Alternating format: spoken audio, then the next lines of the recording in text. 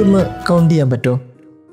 നമ്മുടെ ജീവിതത്തിൽ ഒത്തിരി മനുഷ്യർ നമ്മുടെ കണ്ണുകളിലൂടെ കടന്നു പോകുമ്പോഴും നമ്മൾ ഹൃദയത്തോട് ചേർത്ത് വച്ചിരിക്കുന്ന എത്ര മനുഷ്യർ നമുക്കുണ്ടാകും?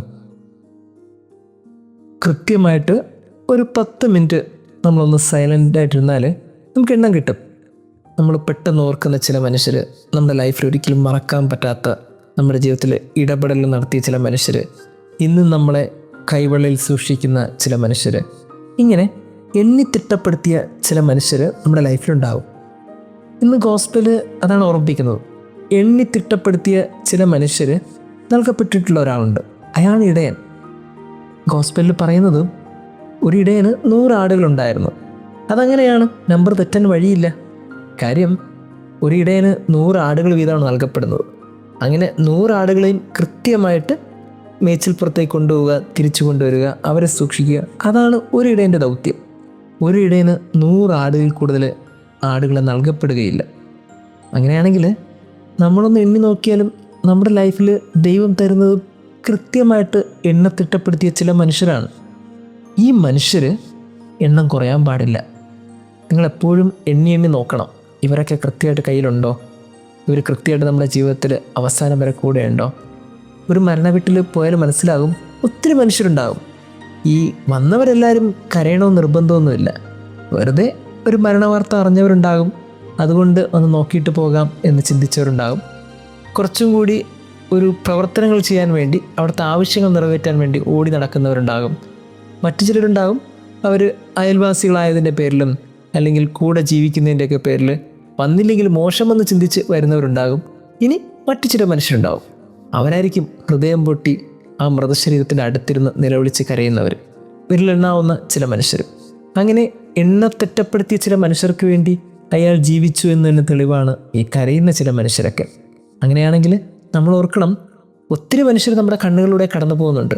പക്ഷേ എണ്ണിത്തിട്ടപ്പെടുത്തിയ ചില മനുഷ്യർ നമ്മുടെ ജീവിതത്തിലുണ്ടാകുമ്പോൾ അവർ ഒരിക്കലും നഷ്ടപ്പെടുത്താതെ കാത്തു സൂക്ഷിക്കേണ്ടത് നമ്മുടെ ഉത്തരവാദിത്തമാണ്. ഇല്ലെങ്കിൽ പ്രശ്നം എന്താണെന്നറിയോ?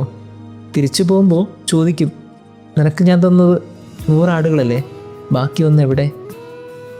ചോദിക്കാനൊരു തമ്പുരാൻ നമുക്കുണ്ട്.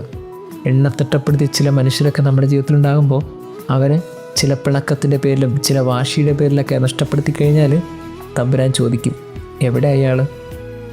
ഒരു സോറ് ചോദിച്ചാൽ തീരാവുന്ന പ്രശ്നമാണെങ്കിൽ ചോദിച്ചാൽ എന്താണ്?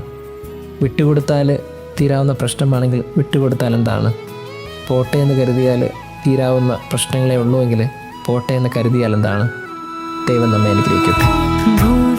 ജീവിതം ദൈവത്തിൻ ദാനം, ജീവനും ശ്വാസവും ദൈവത്തിൻ ദാനം. മുമ്പേ നാഥാലേ നടന്നിടണേ തവ പാതേ, നാഥായ പിന്തുടരാം. ഭൂമിയിലെ ജീവിതം ദൈവത്തിൻ ദാനം, ജീവനും ശ്വാസവും ദൈവത്തിൻ ദാനം. മുമ്പേ നാഥാ